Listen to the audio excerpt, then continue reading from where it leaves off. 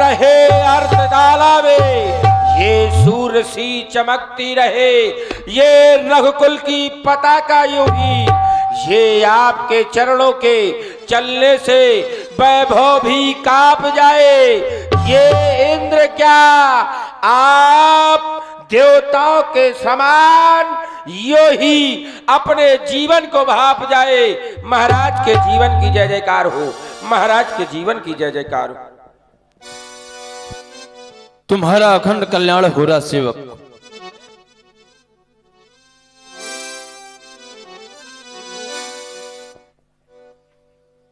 अष्ट मंत्रियों में श्रेष्ठ मंत्री सुमंत, संकेत मिला जब ते राम ब्याह घर आए, नित नौ मंगल मोद बधाई। अवश्य जब से हमारे चारों पुत्रों का विवाह हुआ है, तब से अयोध्या में सर्वत्र आनंद ही आनंद है जी। लेकिन विचार करते हैं कि कहीं इन ढोल नगाड़ों की शहनाइयों की आवाज इतनी तीव्र तो नहीं कि हमारी इस प्यारी प्रजा में किसी को कष्ट हो और उनकी वह कष्टमयी आवाज हमारे कर्ण रंध्रों तक न पहुंच पा रही है। क्योंकि ये मानव जीवन जो हमें मिला है साधारण नहीं है। बतलाया गया बड़े भागे, बड़े भागे ये मानुष तन पावा,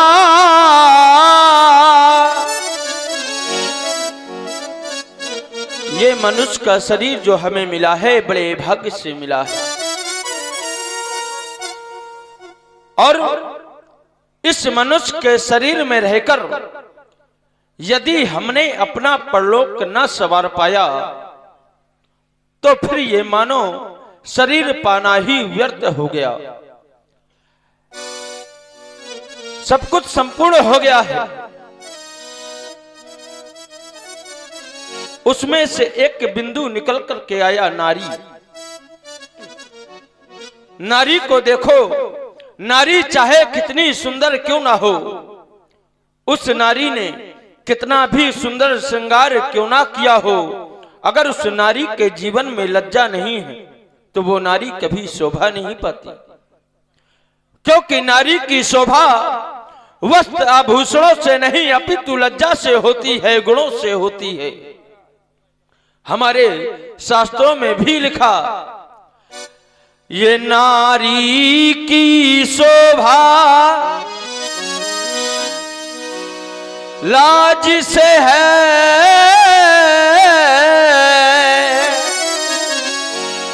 धिक नारी जिसमें लाज नहीं।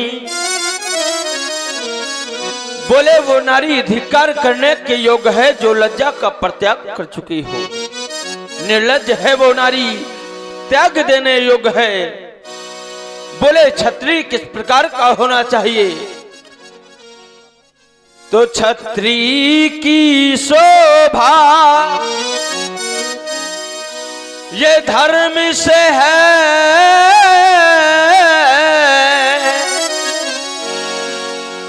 धिक क्षत्रिय जिसमें धर्म नहीं।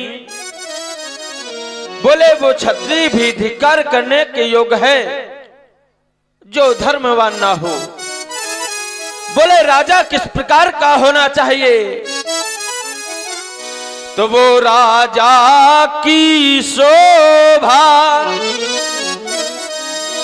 नीति से है,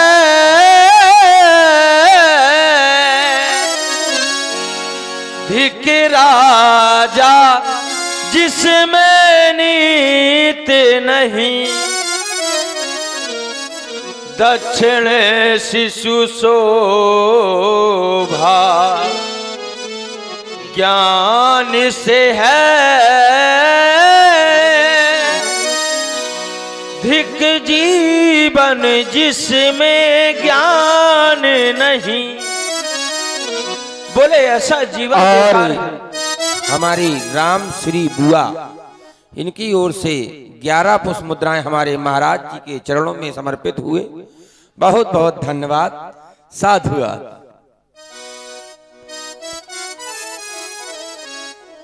लेकिन अपनी इस प्यारी प्रजा को देखते हैं, तुम्हारे द्वारा जानना चाहते हैं क्या हमारी इस अयोध्या में सभी प्रकार की कुशलता तो है ना? महाराज, आपने इस तुच्छ सेवक को इस काबिल समझा कि हम ये आपको अवगत करा सकें। आपके होते हुए यज्ञशालाएं, पाठशालाएं, वेदशालाएं सभी सुचारू रूप से चल रही हैं। यहां तक कि दुश्मन भी दुश्मन के प्रति प्रेम का भाव रख रहा है। ये अयोध्या ऐसी है कि अगर दुश्मन भी है तो दुश्मन के प्रति प्रेम है।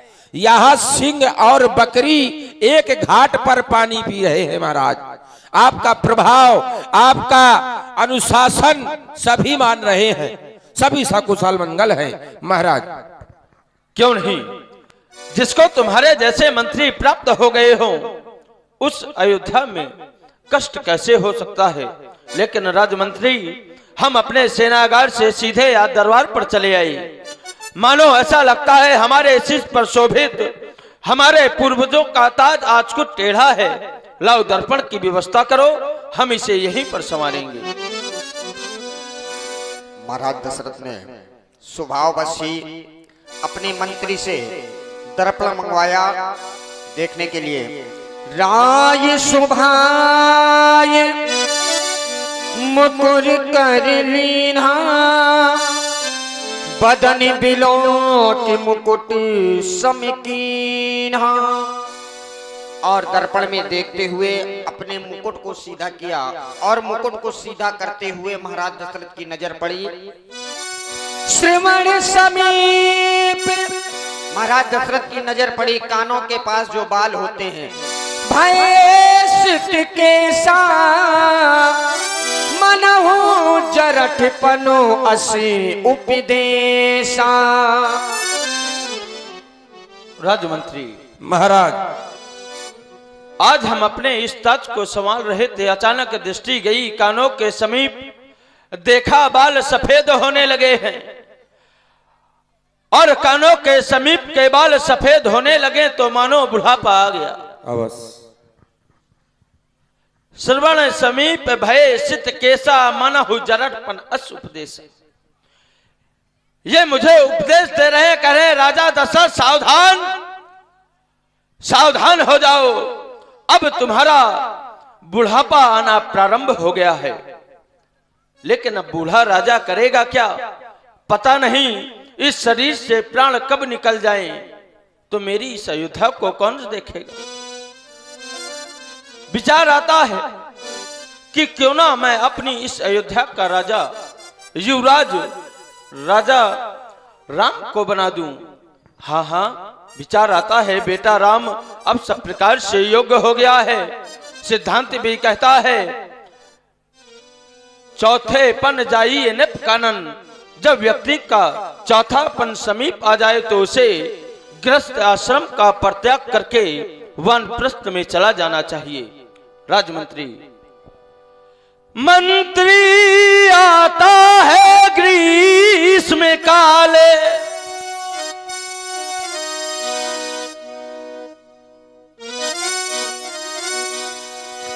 सुंदर बसंत ऋतु जाती है, तरुणाई पर पड़े गई ओस,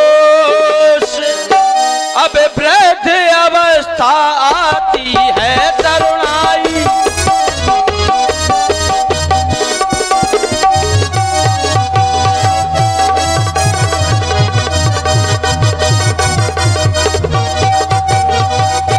बरसों गरजा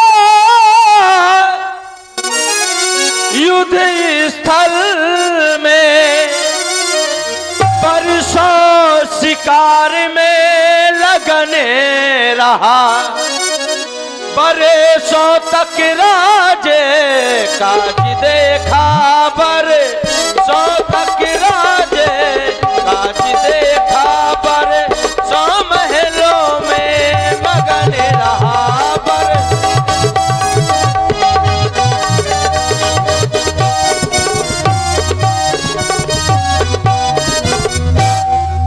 इसलिए राजमंत्री हम अपने गुरु भगवान के समीप जाएंगे। महाराज दशरथ ने विचार बनाया कि अब हमारे विचार बनाया कि हमारा अब संन्यास लेना बहुत अच्छा रहेगा, अपने राजकुमारों को ये राजपाट सौंप दिया जाए। यह विचार और आनन पे सुदिन सुअवसर पाई, प्रेम पुलके तन मुदित मन गुरई सुनावहु जाए। और ये विचार मन में ला करके अपने गुरुदेव भगवान के लिए, गुरुदेव भगवान को सुनाने के लिए चल देते हैं महाराज दशरथ।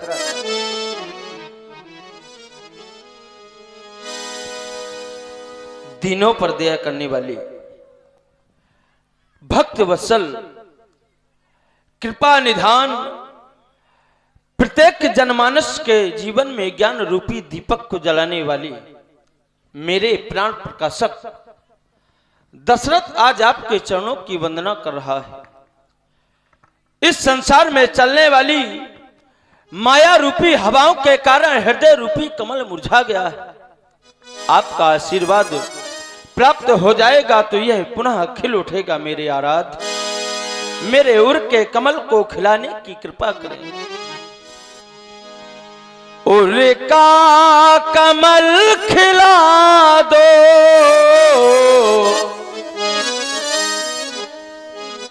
उर का कमल खिला दो, संसार के हे स्वामी, करता प्रणाम प्रभु को, गुरुदेव को नमामि। करता प्रणाम प्रभु को, गुरुदेव को नमामि। ओरेता ओरेता ओरेगा कमल खिला दो,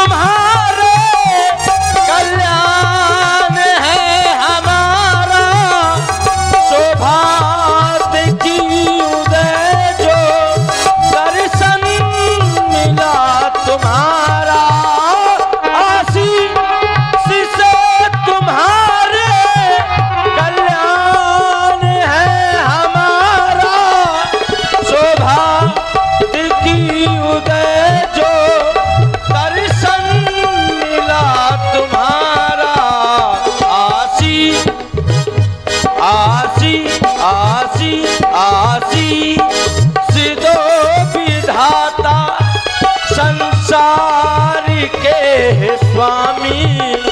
करता प्रणाम प्रभु को, गुरुदेव को नमामि। करता प्रणाम प्रभु को, गुरुदेव को नमामि। करता प्रणाम प्रभु को, गुरुदेव को नमामि।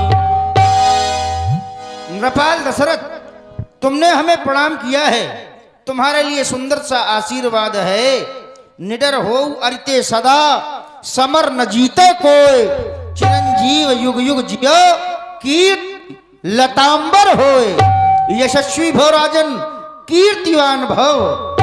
आप हमारे सदन में पधारे हैं, कोई कारण होगा, वह कारण आप व्यक्त करें। और ये हमारे छोटे से बच्चे शिवम शुक्ला जी, इनकी ओर से 11 पुष्प मुद्राएं हमारे दशरथ जी के लिए प्राप्त हुए। बहुत बहुत धन्यवाद, साधुवाद। देवता, आपने आने का कारण पूछा, मैं अवश्य ही बतलाऊंगा। जिस समय मैं अपनी अयोध्या में, अयोध्या की गलियों से गुजरता हूं और वो मेरा राम मेरे साथ में होता है, जो मेरे मित्र हैं, शत्रु हैं, उदासीन हैं, सभी राम को इस प्रकार से प्रेम करते हैं जैसे कि मैं। और एक और ऋषि समुदाय, ब्राह्मण परिवार राम को इस प्रकार से स्नेह प्रेम करते हैं जैसे कि आप। मैंने ये सब देखा, विचार किया, भय राम सब विधि सब लायक, राम सब प्रकार से योग्य हो गया है। लेकिन अब राजा दशरथ का जीवन आगे कैसे चलेगा? तो ध्यान गया, जे गुरु चरण रेन सिर धरही, ते जनु सकल विभव बस करही। इस संसार में जो भी गुरु के चरणों के धूल मस्तक पे धारण करेगा, उसे इस संसार में कभी किसी भी चीज की कमी नहीं हो। और ये मैं कोई सुनी हुई बात नहीं, मोहे समय है अन भयउ ना दूजे, सब पायहूं रज पावन पूजे। राजा दशरथ ने अपने जीवन में जो भी प्राप्त किया है, उसके देने वाले आप हैं। लेकिन अब अभिलाष एक मन मोरे,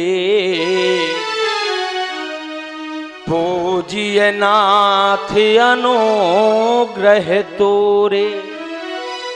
मेरे मन में एक अभिलाषा ने जन्म लिया है, और मुझे ऐसा लगता है कि अगर मेरी ये कामना पूरी हो गई तो इसके बाद और कोई कामना नहीं। व्यक्ति का स्वभाव ही ऐसा है, एक मिले तो दो की इच्छा, दो मिल जाए तो छह की इच्छा। कामनाएं क्या बताएं, एक आए एक जाए। लेकिन अगर ये मेरी इच्छा पूरी हो रही है तो फिर न सोचे तनु रहम की जाई। फिर मुझे ये सोच नहीं रहेगा कि जीऊं चाहे मर जाऊं। और वो मेरी अभिलाषा कौन सी है? नाथ राम करिए युवराजू,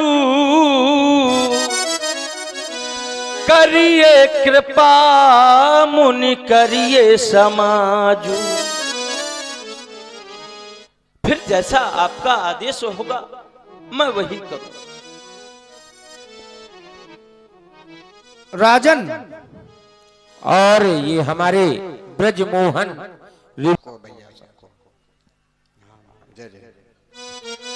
राजन, तुम हमारे पास एक अभिलाषा लेकर आए हो, और अभिलाषा है, कहते हो भयउ राम सब विद सब लायक। राम सभी योग्य से राजा बनने के लायक है, इसलिए राम को राजा बनाने की अभिलाषा है जो आपके मन में। और नाना प्रकार से कहा कि हम जिए चाहे मरे ना, ऐसा न करें आप, मरे नहीं जिए। लेकिन आपका चौथापन है, और चौथापन होता है सन्यास का। जीवन में व्यक्ति के चार वृत्तियां आती हैं, बाल अवस्था, गृहस्थ अवस्था, वानप्रस्थ और सन्यास। और सन्यास में भी चार वृत्तियां होती हैं, कुटीचक, बहुदक, हंस और परमहंस। तुम सन्यास के प्रथम प्रवृत्ति को प्रवेश करो। पहली होती है कुटीचक। कुटीचक सन्यासी एक आश्रम बनाते हैं और आश्रम में निवास करते हैं। तो आप अयोध्या में एक आश्रम का निर्माण करावें और उसी में निवास करके सन्यास के प्रथम चरण को पूरा करें। रही बात राम को राजा बनाने की, तो अब विलंब करने की आवश्यकता नहीं है। आप राजा बनाने की सारी तैयारियां करें, क्योंकि जितने भी मुहूर्त हैं, जितना भी सुमंगल है, शुभ दिन है, वो उसी दिन होगा जब राम राजा बनेंगे। बेग विलंब न करिए नृप साजिए सब समाज। सारी समाज को इकट्ठा करें और राम जी को राजा बनाने की तैयारियां करें। जय जय देवता, अब मैं चलता हूँ। हाँ हाँ सही, कोई दिक्कत नहीं। गुरुदेव भगवान के द्वारा महाराज दशरथ को आदेश मिलता है कि आप जाएं